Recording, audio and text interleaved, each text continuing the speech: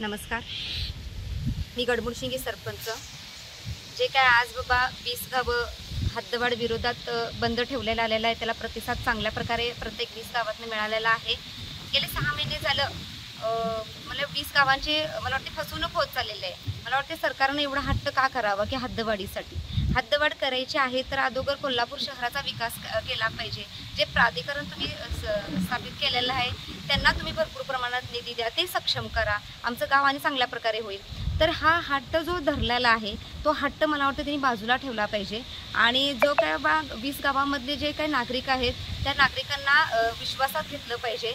आणि मला वाटतं विश्वासात ठेवून तुम्हाला हद्दवाढ होईल असं म्हणतात, पण ते मला वाटतं ह्यामध्ये वस्तुस्थिती मला वाटतं दिसून आलेली नाही आहे. फक्त लोकप्रतिनिधी ज्या ज्या गावाचे ज्यावेळेला जातात, बैठकी होत्या त्या वेळेला फक्त त्यांना आश्वासन दिलं जाते की 20 गावामधल्या प्रत्येक लोकप्रतिनिधींना विश्वासात घेतलं जाईल आणि मगच हद्दवाढ केली जाईल. तर हे दिसून आलेलं नाही. तर हे पहिला तो दिसून आलं पाहिजे. गावातल्या सगळ्या लोकांना, सरपंचांना, पदाधिकाऱ्यांना, गावातल्या नागरिकांना विश्वासात घेतलं पाहिजे हद्दवाढी संदर्भात.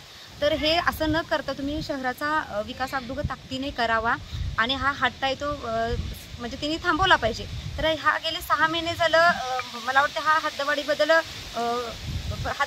विरोध म्हणजे आहेच 20 गावांचा. आणि तो जर नाही थांबला तर ह्या 20 गावामधले जे काय असतील सरपंच, पदाधिकारी असतील, गावातील नागरिक असतील, त्या मोठ्या ताकदीने रस्त्यावर उतरतील आणि ह्या हद्दवाढी विरोधाला अगदी ताकदीने विरोध करतील.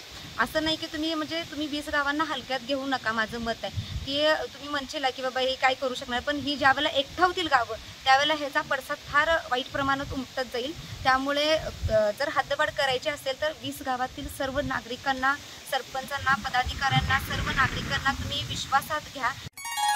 तांबूस फुटता उधळलाली भूपाळी रामपारी, दिशादाही उजळल्या आल गोकुळ आपुल्या दारी. निर्भेळ आणि सकस चवीच गोकुळ लई भारी. गोकुळची दर्जेदार दुग्ध उत्पादने. गोकुळ, अस्सल चव कोल्हापूरची.